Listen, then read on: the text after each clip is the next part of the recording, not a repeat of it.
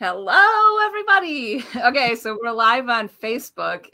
We had a technical difficulty where LinkedIn, there's some issue between the streaming service and LinkedIn, and they don't want to hear our voices on there yet. So we'll be sharing it on LinkedIn later. But I have the glorious Ryan Landau. Is it purpose.jobs? Is that how you say it? You can call us purpose.jobs or purpose, whatever makes you happy, Emily. We love you, so you can call us whatever you want. What's the official correct way to say it? Either purpose or Purposejobs. Ah, okay, Purposejobs. Yeah. I like that. So I have Ryan Landau is the founder of Purposejobs, and also just like such an amazing person in the Michigan entrepreneurial ecosystem, the Midwest entrepreneurial. I see you in Ohio quite a bit. We're trying to travel around a bunch, I think, and we can talk about this in a second. There's a lot of amazing things happening in the Midwest. Yeah, perfect. But you also have been in the entrepreneurial ecosystem for quite a while, and had founded another company prior to this. And so you're just, I feel like, such a good wealth of knowledge for people for fellow founders and startups alike. So I love that you are joining us today. Do you want to say a little bit about yourself or about purpose.jobs? Yeah. You can call us literally whatever you want. First of all, thank you for having us. In second, so we run a recruiting marketplace that does exactly what you're talking about. It's essentially connecting amazing companies in the Midwest with amazing talent. And so that's essentially what we do. I think when you think about what's happening in the Midwest, there's all this like conversation about how like San Francisco, New York, all these coastal cities are like the place to be. And I think with all the really weird things and crazy and unfortunate things that are going on in the world, the Midwest was already attractive, but I think people are thinking about it even more. So essentially we run a dating app, but in the career space. Yay, perfect. Okay, first questions. What shifts are you seeing in the Midwest job market since the pandemic hit? Yeah, so I think a couple things. So I'll start. I don't think this is just a Midwest thing. I think this is happening across the country, and then we can talk about the Midwest in a second. So when you think about jobs and that are open and then candidates, right? Supply and demand is way off right now. So right, there are a ton of candidates that are on the market right now, and then there's not that many employers that are hiring. Yes, there are still some that are actively hiring. So we see that across really the country. But specifically in the Midwest, what I think is going to be really interesting. I've been talking to some companies in San Francisco and in New York, and they've traditionally been only recruiting in these tech hubs. But what I see this shift happening is more of let's just use Facebook, for example. Facebook is starting to recruit people in Michigan and in the Midwest. So I think for tech companies, and tech individuals, it's exciting.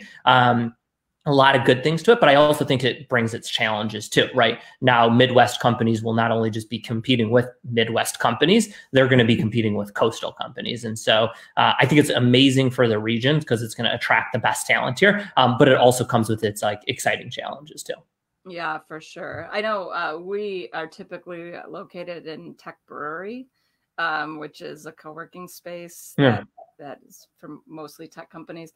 But it is interesting to see how many people in Tech Brewery are renting a desk but work for a company that's in California or New York or Boston.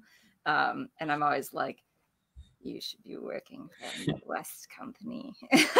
Yeah, I mean, it's crazy the shift that's going on. And I mean, all these predictions are like, hey, the office is dead and stuff like that. Again, I don't have a crystal ball. My guess is there's just going to be employers are going to be more open to like a hybrid situation. I don't think the world's just going to shift fully remote, or I don't think the world's going to shift fully in office. I think the amazing thing, in a silver lining in this crazy and unfortunate world that's happening right now is I think employers will just be open to more flexibility, which is really great for everyone. Yeah. I think that is really good because I know there were a lot of people before that were like, I would never allow, like people can't work from home. What are they doing? Like namely my dad, for instance, like right when this thing happened, he was so incredulous about people asking to work from home. Now he's probably watching this being like, rude. But he was definitely like, is one of those people that's kind of like in the age range where when they were coming up and growing up, they weren't people that would allow work from home. And now you are seeing people that are like, oh, actually this can work, and the tech and technology and tools are enabling people to be able to work from home. But I definitely don't foresee everybody just doing only work from home. I'm pretty antsy to get back even to my small corner of tech brewery. For sure. I mean, look, I think people were forced into like this constraint where this was just the only option right now.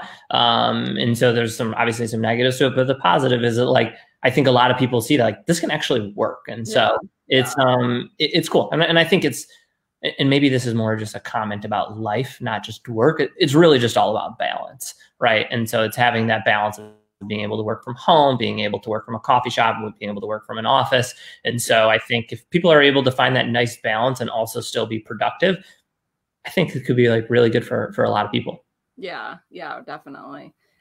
So I guess now that everyone, I think because everybody is kind of having to work from home and having to do things a lot more virtually, but I think generally even like you're saying with, LinkedIn or Facebook or any of these organizations that are in different larger cities but are hiring people in the Midwest, there's a lot more virtual interviews happening. So I was kind of wondering if you had any tips for either interviewees or interviewers that are doing these things now virtually instead of in person.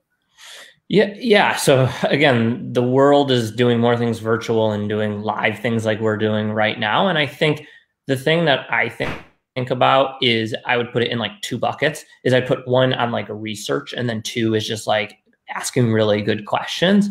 And so I think traditionally when people were interviewing, people did very surface level research. And so they were just looking at Glassdoor and saying like, all right, do the employees that work at this company love it? And I think Glassdoor is a great place to do research and all that good stuff. But I think now there's so many other tools that we have accessible to. So like here, let me give a few examples. So G2 is a review site that customers can review products. And so I actually think that's a great place for a future team member to look to see if this is a great place to work at. And what I mean by that is at the end of the day, every business has to have customers, and those customers have to love them and really have to be enthusiastic about the product to have this to be a sustainable company. So I think looking at what like employees are saying, I think is one bucket.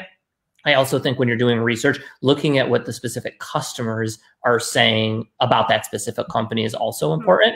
And then the last thing that I would say is also what we hear a lot now is about stability. And so I think when you're doing research is really looking at Crunchbase or TechCrunch and learning about a company's funding. And funding doesn't have to come just through venture capital. Venture capital is one vehicle. There's also, you can get money from a bank, you can get money from friends and family, but I think it's really important to understand the economics of how the business is sustaining, and whether it's like, from a bank, whether it's venture capital, whether they're funding through off their customers. There's a lot of ways to finance a business. So I think when you're doing research, a multifaceted approach is like super important.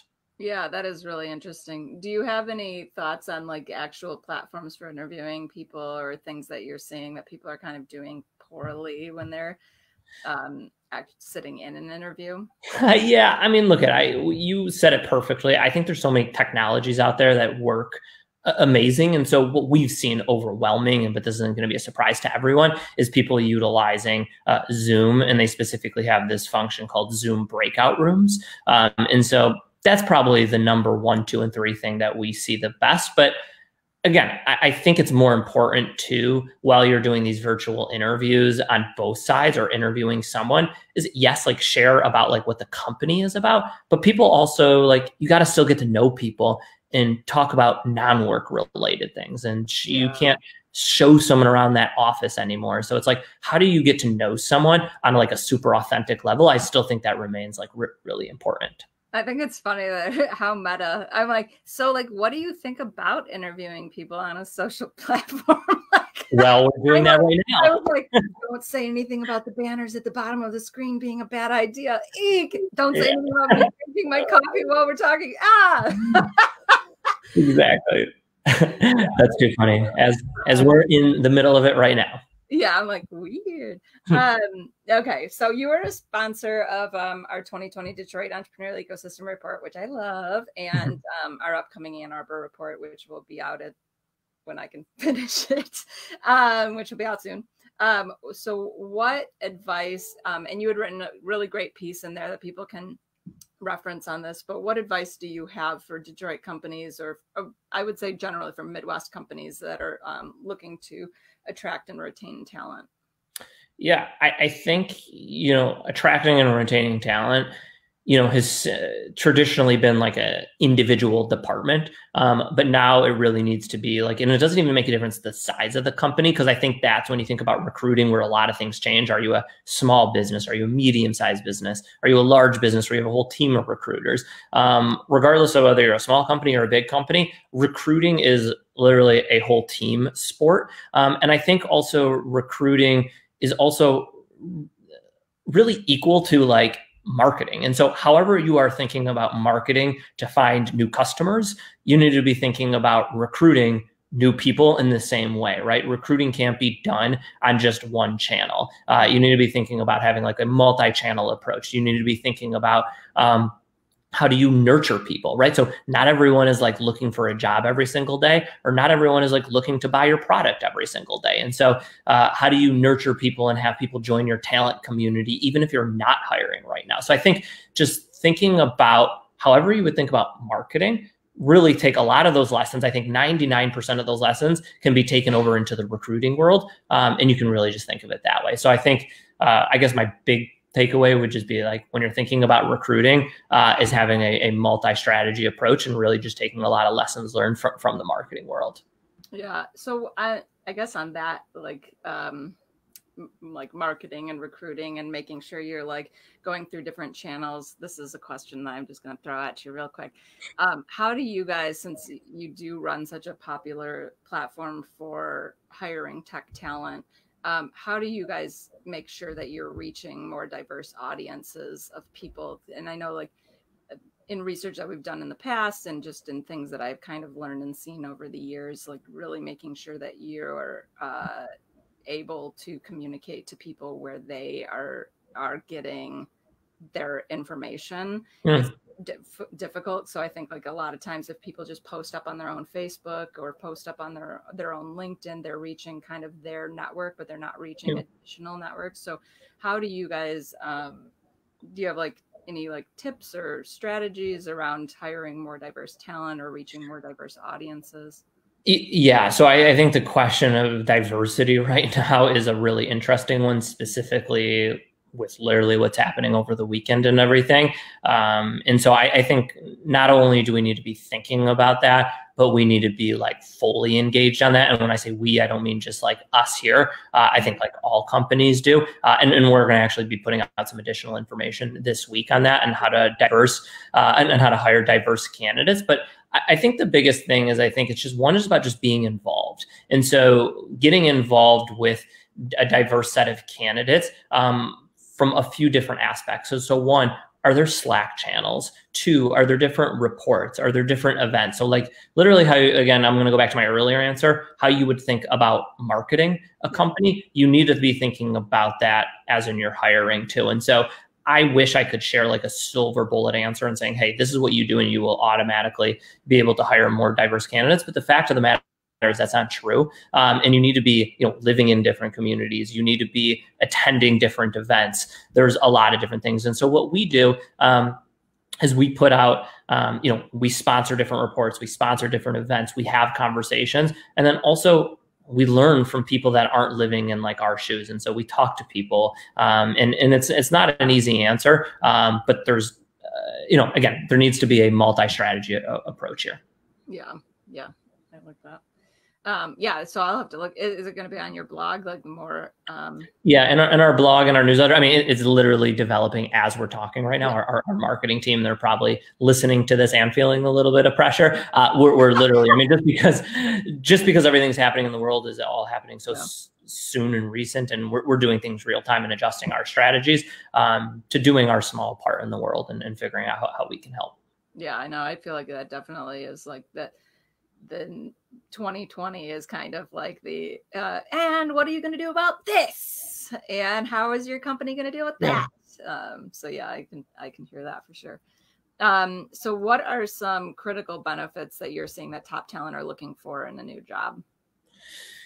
Yeah, I think the thing that we hear again a lot is, I would say two things, and you mentioned one of them before, is like stability and like retention. And so, joining a company and not joining it just for like an overnight experience. How do I join my next company and stay there for a while? And so one of the things that we encourage either job seekers or employers is to be asking like really good questions. And so we talk about diversity. Traditionally, when you think about diversity, you're thinking about race, gender, sex, like there's lots of different aspects to it. But also we encourage people to be thinking about diversity of thought. And so are you joining a company that everyone just has the same thought and mentality? I would probably push against that. Are you joining a company where people are free to think independently, are free to ask questions, are free to set their own direction? Is this company entrepreneurial? So I would be thinking about that. Obviously, diversity in the race, sexuality is really important, but also be thinking about diversity in thought is super important. And so I would push people to do that. And when you're asking companies about culture, culture is not a ping pong table or a Slurpee machine. And specifically, if you're working from home, you don't even get those things. So, push people to say, hey, what are your values? And then try to see those values in action. And what I mean seeing values in action is saying, okay, you have this great value that you are portraying to the world. Share with me a few examples. You talk about flexibility. Can you share with me like a few examples about how, team members have the flexibility in the workplace or a variety of things? So I would say, to kind of sum it all up, is one, making sure you're asking really good questions and having, diversity in thought, but then also asking questions about culture and then seeing those culture and values in action. Yeah, one thing that we're doing right now is a little bit of research around small companies versus large companies, and with the kind of overall being like people focusing on shopping local. And like supporting your local community. And if you're going to, spend money on something, spend it at a local small business versus on Amazon or whatever. And one of the things that we're finding is that these local companies are a lot more supportive and ingrained just by nature in the local community. So you see a lot of, like, if you look at how much companies are investing in or giving to like local charities or supporting local causes, you see it's about 400 times the amount as a larger like corporation. So if you're spending money locally, that money is much more likely to get put into local community efforts and initiatives and challenges as well. So I think like when you're talking about like what people are doing or like what kind of company that people are going to work at and what are their values and things, I think like local companies and small companies, it's a lot easier to tell that by like the work that they're doing versus just like these large companies that then are kind of commenting on things after the fact. For sure. I mean, look at I'll give ourselves a 10-second plug is that like, when we think about like who we compete with, and I don't actually know if we're competing with them, but I will say we are because they're the biggest in the market, is, if you think about like the Indeed, the Monsters of the world, they're so big. For us, we actually like that they're big. And so if they're trying to be big, we're actually purposefully trying to be small and local. And so like, just trying to have a more human / like authentic touch than rather just trying to be like a big company. And I see, and in our company alone, like I see people like appreciate that. And so like, people, that want to work with us or don't want to work with us, like they have all of our emails addresses, they can live chat, they can get on the phone with us and stuff like that. And so I do think, again, there is a place in the world for these big companies, but I do think the exact thing that you're talking about, this like local approach, is just more authentic. And I think people want that more human interaction than just being like, oh, I'm dealing with this company that, the brand doesn't even align with what I think. And so I think as people are building companies, you got to think about your brand even more and more than you did, because it's like, not only are you just putting your brand to like attract people, but it's customers, and like building an authentic brand is more than ever important these days. Yeah, definitely. Well, thanks. I won't keep you forever. And I know you have like a meeting coming up soon. And so thanks so much for joining. What is your website, just so people can check out more and read the blog post coming up? Yeah. So the cool thing is our website, and what you see below is the same thing. So you can reach us at purpose.jobs. That is our URL. And then also my email address is just ryan@purpose.jobs. And so I wasn't just saying that before. If you want to talk about your next career move, if you want to talk about something totally unrelated, feel free to just like email me anytime. We're here to help. And like, we recognize these are super like abnormal times. And our team is just trying to help however we can in the community and play our small part. So again, my personal email address is ryan@repurpose.jobs, and happy to literally help with anything. And Emily, it's so great to see you virtually. And yeah, I love you. You're like the amazing human, and love your energy. Oh, yay. Thanks. I try. Okay, cool. Well, I will talk to you soon. And thank you so much for joining us. Cool.